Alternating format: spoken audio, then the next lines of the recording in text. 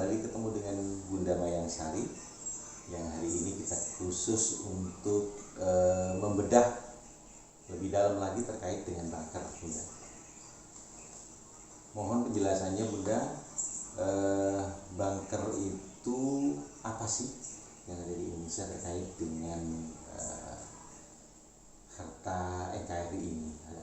Mohon penjelasannya lebih detail, Bunda.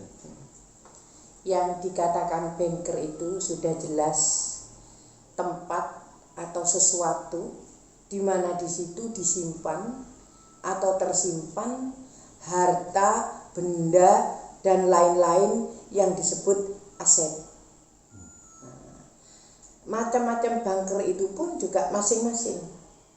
Ada yang di dalam banker itu yang lengkap dengan segala aset, semuanya macam-macam item itu ada. Ada juga banker yang khusus untuk penyimpanan ini atau khusus untuk penyimpanan itu. Tapi tahunya masyarakat awam kalau banker itu pasti dikaitkan dengan tempat untuk menumpuk harta, baik itu uang ataupun logam. Arti kata dalam bahasa Jawa itu dunyobrono, harta benda. Nah, jadi yang disebut harta benda ya jelas ada uang, ada logam mulia, ada batu mulia, ada ya sejenis barang-barang antik yang punya tua, barang-barang antik yang sakral, mungkin juga ada ya pusaka. Nah itu. Jadi banker itu sendiri tidak semerta-merta dibiarkan dengan telantar. Memang iya kelihatan dari luar, tapi di dalamnya itu tersusun dan tertata rapi. Nah, setiap banker itu pasti ada yang dipercaya atau menjaga atau untuk mengurusnya. Dan untuk itu legal. Karena dari beliau yang menitipkan itu pasti adalah secuil bukti, walaupun itu selembar surat, dinyatakan bahwa beliau itu yang bertanggung jawab untuk menjaga banker A. Kalaupun nanti orang itu karena umur, karena usia waktu perjanjian itu tidak nyampai, itu bisa artinya dilimpahkan kepada penerusnya. Artinya boleh jadi bentuk bankernya itu berbeda ya, Bunda? Ya bisa sedemikian. Ada yang berbentuk rumah tempat, ada yang bentuknya masih gua, ada bentuknya itu masih gunung. Jelas pasti ada ruangan di situ. Walaupun di gunung itu ada ruangan, walaupun di pinggir pantai di situ pasti ada ruangan. Kalau di hutan ya seperti gua, seperti apa? Pasti ada ruangan tempat untuk menyimpan sesuatu. Satu tujuannya ditata sedemikian supaya aman. Apa jadinya kalau itu bisa didatangin dan dilihat semudah itu ya barangkali ya tidak amanah juga pada akhirnya. Walaupun toh di luar sana banyak yang mengaku saya punya gudang, saya punya banker, saya yang jaga ini, ya itu ya sudah biasa.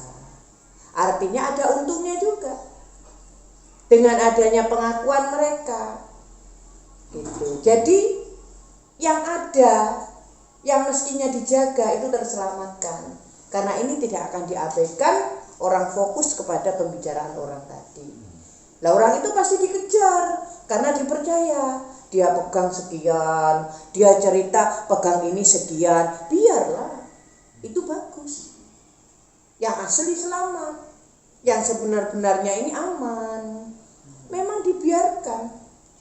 Ya, kalau boleh tahu, Bunda, bankernya Indonesia, begitu ya, itu tersebar di Indonesia saja atau sampai ke luar negeri? Begini. Banker yang ada di Indonesia itu titiknya dari Nias sampai Manokwari. Jumlahnya juga tidak sedikit, lebih daripada 100. Kalaupun yang di luar negeri itu ada, tapi walaupun bankernya di luar negeri, kepemilikan dan kekuasaannya itu atas nama orang yang ada di Indonesia, orang Indonesia. Jadi memang kalau dipikir secara ini tidak masuk di akal, tidak nalar. Tapi ya bagaimana kalau kita lihat itu ada.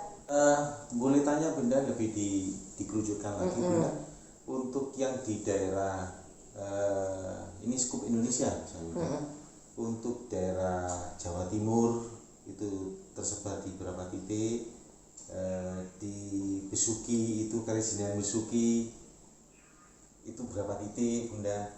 Kalau boleh ini, kalau misalnya itu diperkenankan Bunda untuk menyampaikan itu. Masing-masing di daerah atau wilayah yang sekarang itu notabene jadi kabupaten. Di mana kabupaten di wilayah itu pasti ada titik. Tapi bicara itu ada titik itu ya macam-macam. Ada yang simpanan rampasan perang di titik itu, ada yang peninggalan dinasti, ada juga seperti itu. Ada juga tempat surat, itu juga ada. Jadi masing-masing. Ya, mendengar penjelasan dari Bunda dari beberapa seasonnya kemarin, pas hari ini, terus kemarinnya juga bahwa di situ ada penjaganya. Satu. Terus sisi yang lain di situ kita mengesankan dan terkesan ini di tingkat masyarakat, apalagi yang di kalangan awam itu Bunda, lebih menangkap itu banyak urusan kliniknya Bunda. Artinya kita tangkap itu irasional. Sedangkan sisi yang lain Bunda menyampaikan banyak kali ke kita itu rasional. Mohon ini bisa diperjelas Bunda. Jadi orang yang melakukan itu, yang bersangkutan, jelas dasarnya untuk mengemban itu didasari dengan atau spiritual. Jelas ini kefahamannya adalah irasional. Tapi, ketika semuanya dibebankan kepada yang bersangkutan, ini barang nyata dan semuanya fisik, real nyata adanya, maka harus ke rasional.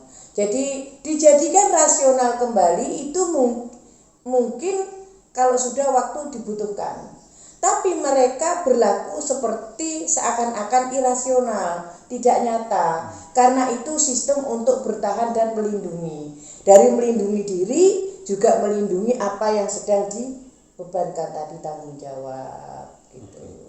Kalau boleh saya garis bawahi itu dari irasional menjadi rasional, atau mungkin rasional menjadi tidak rasional untuk pengamanan, begitu ya Bunda? Ya seperti itu. Dengan simbolnya 101 bisa dibaca semua pada ngerti. Satu wujud itu berarti ada. Kosong itu nol, tidak ada itu ditiadakan dengan sistem untuk menyelamatkan, untuk menjaga dan segala macam. Tapi yang sebenar-benarnya dikembalikan itu ada, karena satu tadi wujud kembali. Gitu. Jadi nyata dong urusan irasional ke rasional, karena kita tidak pernah tahu. Untuk saya pribadi dari mana sih asalnya harta itu tidak tahu. Tapi tahunya gitu ada aja sesuai dengan mata kepala yang saya lihat. Itu ada. Dari mana asal usulnya kami tidak berani bertanya, dan sampai saat ini masih belum terrealisasi. Itu sudah di era kita ini. Ya ada tapi kan tidak sesuai. Sudah juga terpakai tapi tidak maksimal. Ya seperti itulah yang dikehendaki, kan bisa dipecahkan, bisa diselesaikan. Pun mohon dijelaskan terkait dengan aset ini Pun, baik aset yang ada di perbankan di dalam ataupun yang di luar, berupa di banker itu. Ini kalau boleh ini diperjelas Bunda, sejak kapan ini bisa dipergunakan? Artinya harta itu bisa ditarik Bunda, diwujudkan itu kapan? Oh begitu ya. Jadi begini, harta ini baik itu yang di dalam bank atau di luar bank bisa digunakan dengan kondisi darurat. Satu misal dengan adanya bencana alam. Jadi untuk misi kemanusiaan. Itu pasti dipulihkan.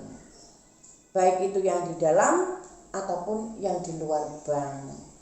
Atau negara kita ini lagi kena masalah, baik itu pandemi, baik itu serangan, baik itu tadi seperti yang tadi saya katakan terjadi bencana alam, tsunami, ini itu. Di sana bisa. Walaupun kita harus mengurus dengan benar, artinya dengan sistem standar untuk mengurus itu, dan itu diperbolehkan dengan alasan kemanusiaan. Itu yang secara darurat ya Bunda? Iya. Adakah yang tidak secara darurat Bunda? Artinya yang tertuang itu memang ada waktunya, timing tertentu, misalnya ada 10, 100 tahun atau bagaimana begitu yang tertuang di dalam perjanjian itu? Iya.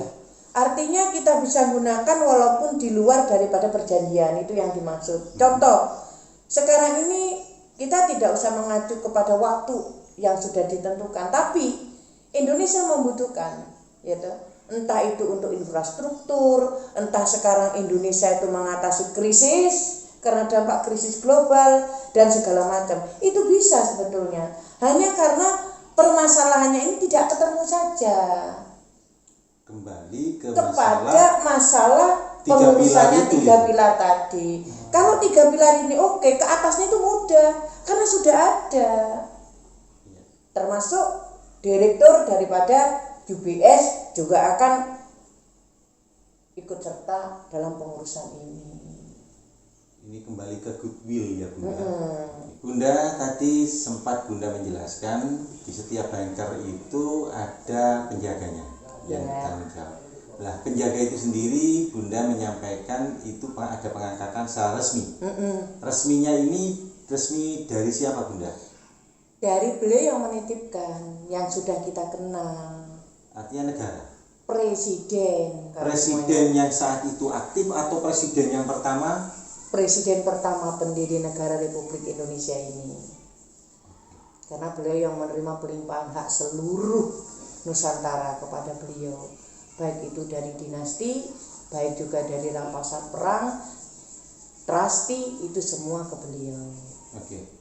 Kalau ini dilakukan pengangkatan secara resmi dan itu dilakukan di presiden pertama katakan begitu, berarti ini kan tersistem benar. Kalau misalnya orang ini sebelum masa penyerahan bankernya Bunda atau isinya itu yang bersangkutan sudah meninggal terlebih dahulu misalnya, itu bagaimana Bunda? Akan diteruskan kepada penerusnya, atau sudah ada perjanjian yang namanya urusan ini ada yang mantau juga. Jadi perkembangannya itu tahu. Kalau memang beliau sudah meninggal, kalau ada penerusnya diteruskan, kalau enggak ya dikembalikan, diserahkan gitu kepada orang yang sudah ditunjuk untuk menerima pelimpahan kembali, dan kemudian nanti akan diteruskan.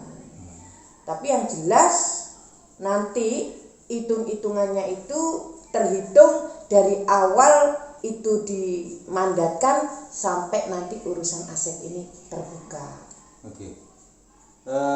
Karena ini pengangkatan secara resmi Bunda, dan tanggung jawabnya besar, para penjaga ini, adakah mereka itu, mohon maaf Bunda, adakah mereka itu penghargaan baik itu secara material ataupun non material Bunda kepada yang bersangkutan?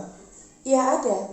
Ketika mereka menerima tanggung jawab itu jelas ada dokumen ya, ada agreement bahwa dia bertanggung jawab atas titik ini, posisinya di sini dan macam-macam.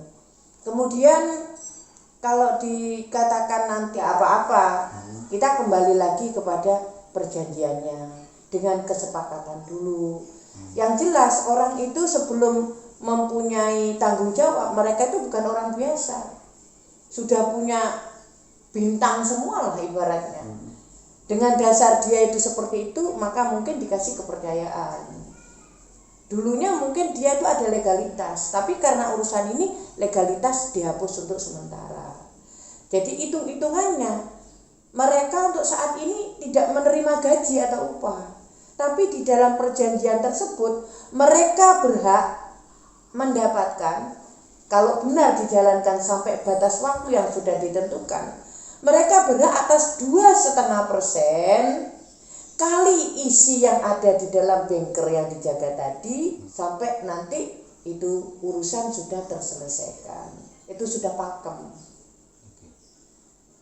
Masih terkait dengan banker, Bunda, tapi mungkin agak sedikit berbeda ya.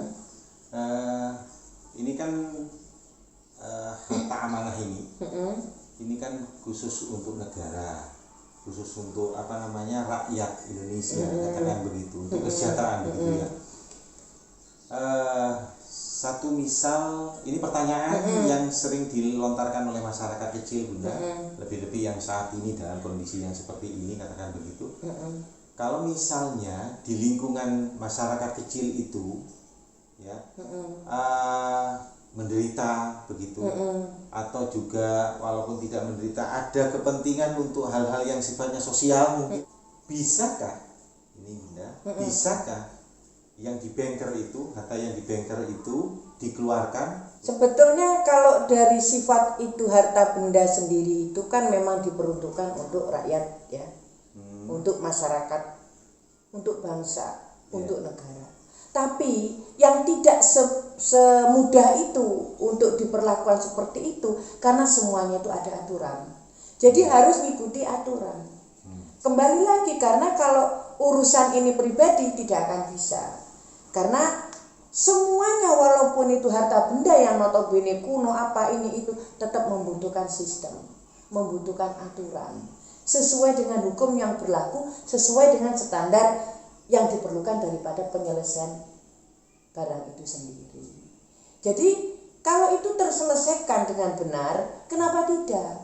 Apalagi misinya untuk kemanusiaan. Wong ini juga harta untuk rakyat kok. Jangankan yang susah, yang kaya pun, yang berlimpah pun berhak atas ini. Tidak ada pilihan orang susah saja, tidak. Apakah harus orang kaya juga? Tidak. Semua sama di dalam urusan ini. Oke. Terkait dengan penjaga kembali. Kalau misalnya satu ketika ini